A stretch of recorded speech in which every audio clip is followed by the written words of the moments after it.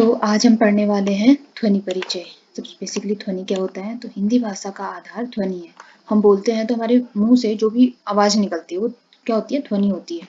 तो ध्वनि मुख से भाषा के रूप में फूटती है। भाषा में छोटी बड़ी अनेक ध्वनियां होती है। ठीक है, छोटी से छोटी हम बहुत कम टाइम में जो अब ध्वनि निकालते हैं अपने मुंह से, या फिर बड़ी से बड़ी। ठीक है, सबसे छोटी ध्वनि जो होती है उसको मूल ध्वनि कहा जाता है। ठीक, तो मूल ध्वनि क्या है? अब तो इसका परिभाषा दे रखा है। तो मूल ध्वनि अखंड होती है। अखंड बोले तो जिसको खंडित नहीं किया जा सकता है, जिसको मतलब तोड़ा नहीं जा सकता है। ठीक, मूल ध्वनि भाषा की इकाई होती है। इसके मेल से अक्षर बनते हैं। ठीक है, भाषा की इकाई होती है, सबसे छोटी होती है, तो छोटी चीज को क्या बोला जाता है? इकाई बोला जाता है। तो इसके मेल से जो है अक्षर बनते हैं। अक्षरों के मेल से फिर शब्द बनते हैं, और शब्दों के मेल से पूरा वाक्य बनता है। जैसे ध्वनि देखिए, ग आ य आ, है ना?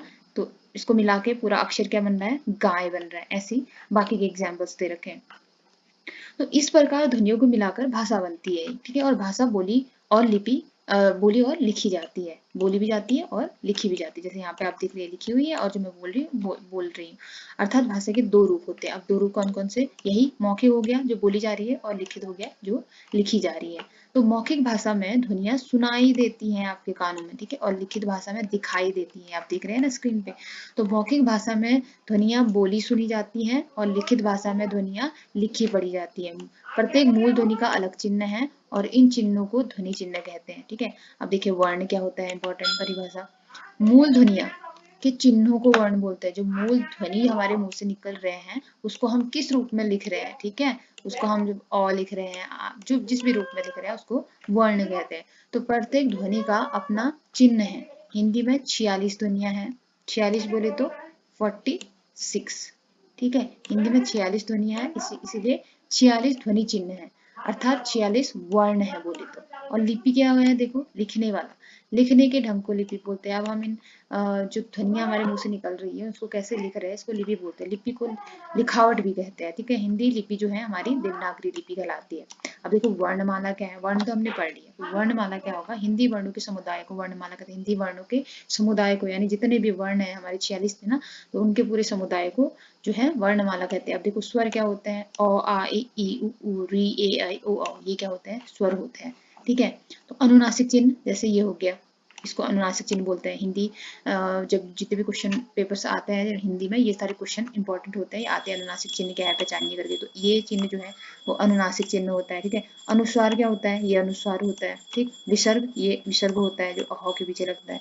और व्यंजन, देखिए व्यंजन बोले ना इन्होंने कि हिंदी वर्णमाला में 46 होते हैं करके, तो यही चीज है। देखिए हिंदी जो है, हिंदी वर्णमाला में 46 पूरे होते हैं, हमने बोला था। देखिए अब ये व्यंजन है। व्यंजन में क्या क्या है? जैसे क वर्ग का हो गया क ख ग घ ङ, च वर्ग का च छ ज झ ञ, ट वर्ग का ट ठ ड ढ ण। ठीक है, और न ढ भी इसमें आता है, और त वर्ग का त थ द ध न, प वर्ग का प फ ब भ म, और य वर्ग का य र ल व, और ये श वर्ग हो गया तालव्य श, मूर्धन्य श, दंत्य श, ह। और संयुक्त व्यंजन होते हैं ये, मतलब एक से ज्यादा व्यंजन से मिलकर बने होते हैं, श, त्र, ज्ञ और श। तो ये देखिए, ये स्पर्श व्यंजन हो गए, और ये अंतस्थ व्यंजन हो गए, और ये ऊष्म व्यंजन हो गए, जिसमें ज्यादा हवा निकलती है मुंह से, गर्म हवा। ठीक है, स्व बोलते हैं तो हम, तो ये ऊष्म व्यंजन हो गए। इससे भी क्वेश्चन आता है, स्पर्श व्यंजन को पहचानिए, अंतस्थ व्यंजन को पहचानिए, या फिर ऊष्म व्यंजन को पहचानिए करके। अब आगे पढ़ते हैं हम वर्णों का परिचय।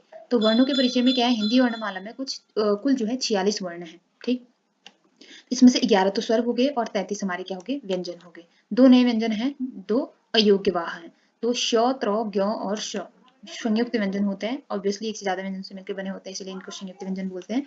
और ये दो वर्णों के संयोग से मिलकर बने होते हैं। ये मैंने बता दिया, संयोग से बनने के कारण ये संयुक्त व्यंजन कहलाते हैं। ये मूल वर्ण नहीं है, इसीलिए इन्हें वर्णमाला में जो है स्थान नहीं दिया गया, लेकिन इनके रूप स्थिर हो गए हैं।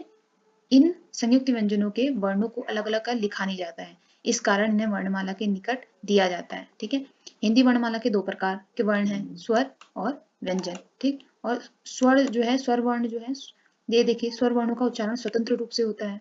ठीक, स्वरों के उच्चारण में घर्षण नहीं होता है। तो स्वरों के प्रकार देख लेते हैं। पहला तो है उत्पत्ति के अनुसार स्वर दो प्रकार के होते हैं। ठीक, तो मूल स्वर हो गए और संध्य स्वर हो गए। मूल स्वर ह्रस्व होते हैं, यानी कि छोटे होते हैं, और संध्य दीर्घ होते हैं या फिर संयुक्त होते हैं। ठीक है, देखिए मूल स्वर क्या है? जैसे अ ई उ, ये मूल स्वर है, ये अकेले हैं, मतलब ह्रस्व दीर्घ है। दीर्घ स्वर क्या है? देखिए आ और अ से मिलके बना है, दो अ से मिलके आ बना है, तो दीर्घ हो गया, थोड़ा बड़ा हो गया, आ, ई, उ, ऐसे। संयुक्त जैसे ए, आई, ओ, औ, ये संयुक्त है। ए, ओ और ई अलग अलग दो स्वरों से मिलके बने हैं। आई, ए और ए से मिलके बना है। ओ और उ से मिलके बना है, और औ जो है और ओ से मिलके बना है। ये संयुक्त स्वर हो गए। स्वर भी तीन प्रकार के हो गए, ठीक है, मूल, दीर्घ और संयुक्त। ठीक, अब देखिए उच्चारण के अनुसार दो प्रकार के, यहाँ ऊपर किस आधार पे थे, उत्पत्ति के आधार पे दो प्रकार के थे, मूल और संधि, और अब क्या है, उच्चारण के आधार पर दो प्रकार के होते हैं, निर्नुनासिक और सानुनासिक। देखिए निर्नुनासिक स्वरों का उच्चारण मुख से होता है, ठीक है, और सानुनासिक स्वरों का उच्चारण जो है नासिका यानी नाक, मुख और नाक दोनों से होता है, ठीक है। जैसे निर्नुनासिक हो गया अ, आ, ई, देखिए नाक से कोई हवा पास नहीं हो रही, सिर्फ मुंह से हमारी निकल रही है ध्वनि और वहीं से हमारी जो है वायु पास हो रही है, जैसे अ, आ, ई, उ, री, ए, ऐ, ओ, औ।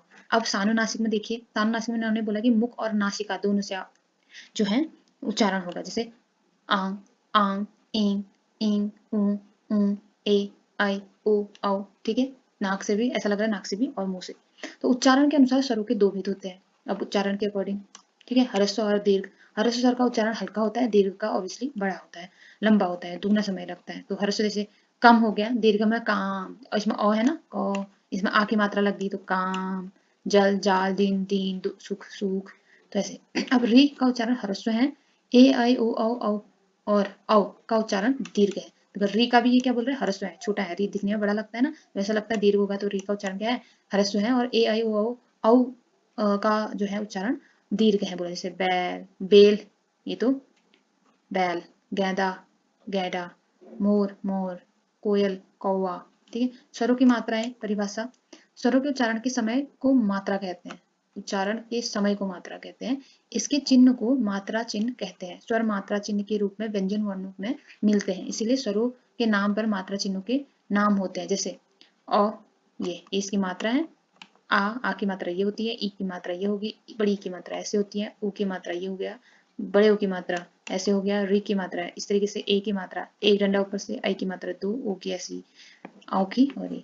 जैसे नाम के आकार, अकार, आकार, मतलब ये मात्रा लगा के आगे इन्होंने बना रखे हैं। संयोग, क, अ, का, आ की मात्रा लगी ना, की में ई की मात्रा लगी, ऐसी सारी मात्राएं लग गई किसी भी उसमें, ठीक है। तो अ स्वर सभी व्यंजनों से मिला रहता है, इसलिए अ सहित व्यंजन अकारांत कहलाते हैं। ये क्वेश्चन आता है अकारांत क्या है, ठीक। सॉरी। तो अ स्वर सभी व्यंजनों से मिला रहता है, इसलिए अ सहित व्यंजन को अकारांत कहते हैं। मात्रा लगने पर सभी व्यंजनों के रूप में और जितने भी हमारे व्यंजन है, क, ख, ग, घ, सब में अ लगा रहता है, ठीक है। तो अकारांत हो गए। चंद्र बिंदु इस तरीके का होता है, ठीक। तो वर्ण नहीं है, यह अनुनासिक स्वर चिन्ह है। चंद्र बिंदु आता है ना, कौन सा स्वर चिन्ह है, तो अनुनासिक है। ये स्वरों के ऊपर रहता है और स्वरों के साथ उच्चरित होता है। इसका उच्चारण मुख और नाक दोनों से होता है, ठीक है। जैसे देखिए अनुनासिक, ये चंद्र बिंदु का लगा रखा है, हंस, चांद, काही, सिंचाई, कही, सिंचाई, पहुंच, पूछ, देंगे, तो नाक से उच्चारण हो रहा है। सुविधा के लिए मात्राओं पर चंद्रबिंदु के बदले अनुस्वार लगाया जाता है, किंतु सर्वत्र चंद्रबिंदु के बदले अनुस्वार लगाना उचित नहीं है। इससे अर्थ बदल जाते हैं। जैसे चंद्रबिंदु, ये हंस बोल रहे हैं हम इसको, चंद्रबिंदु है, अब सिर्फ हम अनुस्वार लगाए तो हंस हो जाएगा, हंस, ठीक है। आंधी, आंधी, अंधी, तो ऐसे हो जाएगा। अनुस्वार इस तरीके का होता है। तो अनुस्वार का चिन्ह शिरोरेखा पर बिंदु, शिरोरेखा यानी सर के ऊपर जो रेखा है किसी किसी वर्ण के, तो उसके ऊपर जो बिंदु है उसको बोलते हैं। यह पंचमाक्षर के बदले आता है, जैसे इसके बदले कणकण, कणकण, कंकड़ ऐसे लिखेंगे हम। चंचल, चंचल ऐसे लिखेंगे। टंडन, टंडन ऐसे लिखेंगे। शांत, शांत से ऐसे लिखेंगे।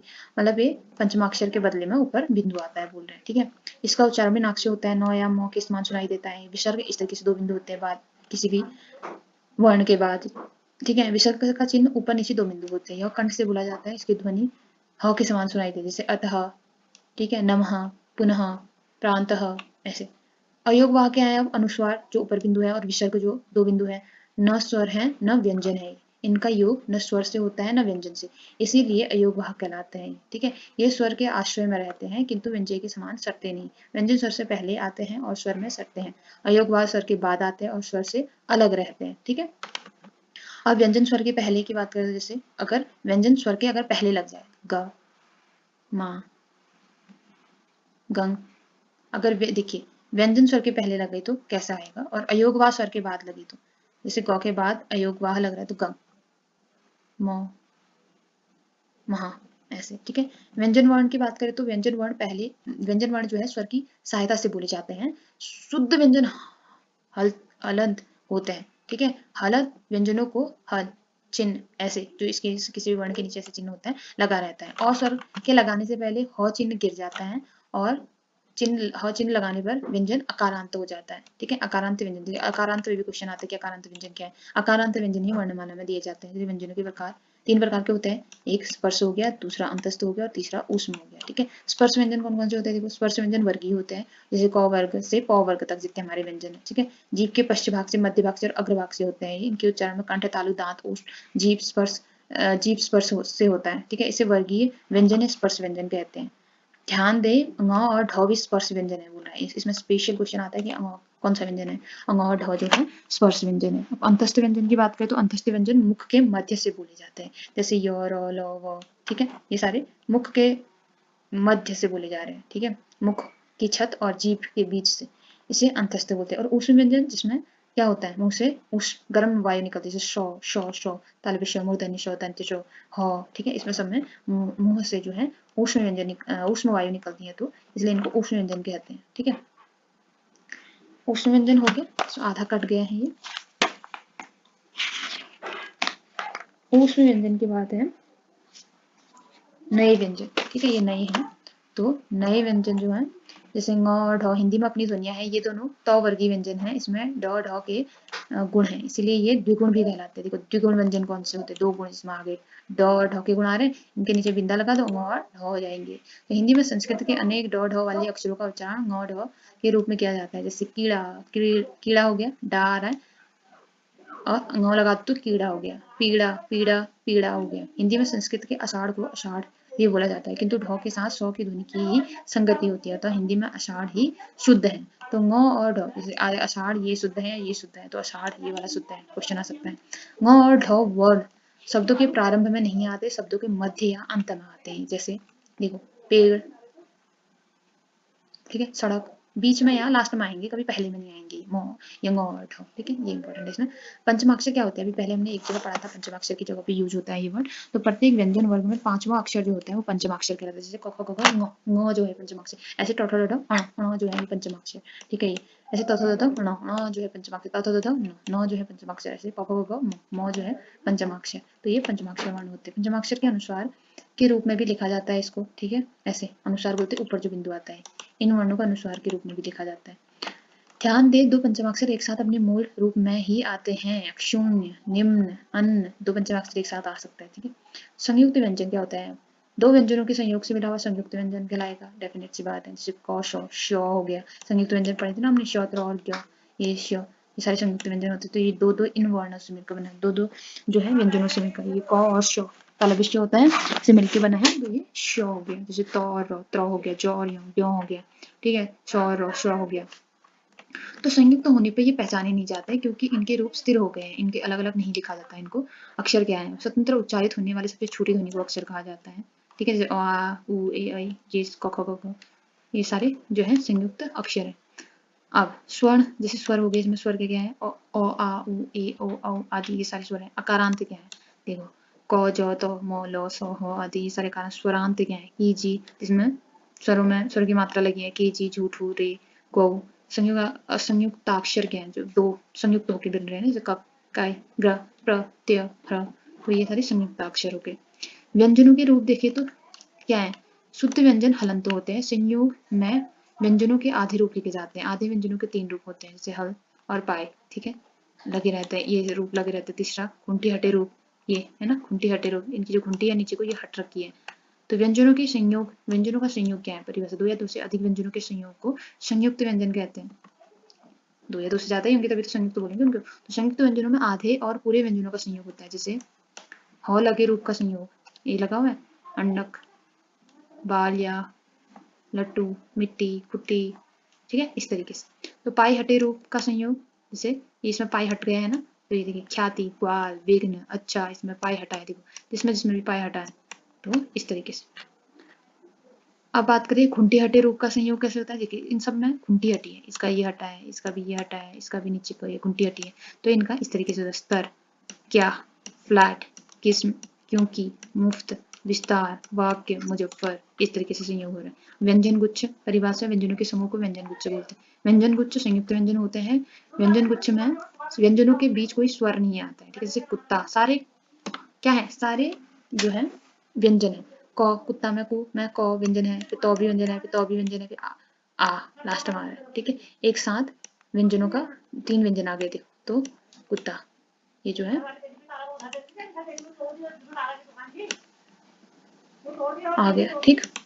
अब स्त्री, स, त, र, ठीक है। तो ये सारे व्यंजन है। ज्योत्सना, ऐसी, महात्मा, मतलब एक साथ एक से ज्यादा, दो या दो से ज्यादा जो है व्यंजन एक साथ आते हैं तो व्यंजन गुच्छ कहलाते हैं। रॉ वर्ण का संयोग कैसे होता है, देखो रॉ वर्ण का संयोग अन्य व्यंजनों के संयोग से भिन्न होता है, दो रूपों में होता है, ठीक है। एक तिरछे रूप में संयुक्त होता है, जैसे देखो यहाँ पे तिरछे रूप में दिख रहा है, क के नीचे, ग के नीचे, तो क्र, ग्र, त्र, यहाँ पे सब में रॉ लगा हुआ है लेकिन तिरछे रूप में। और दूसरा अपने रॉ वर्ण अपने बदलावे व्यंजन के ऊपर रैफ, इस तरीके से, ठीक है, दिख रहा है, इस तरीके से के रूप में संयुक्त होता है, जैसे क, च्र, प्र, म्र, ह्र, श्र, ह्र, इस तरीके से। तो वर्गीय व्यंजनों में र वर्ण दो तिरछी रेखा के रूप में, जो तो वर्ण है, ट, ठ, ड, ढ, ण, तो यहाँ पे जो है ऐसे करके आएगा र, ठीक है। 3 तरीके से र आ गया।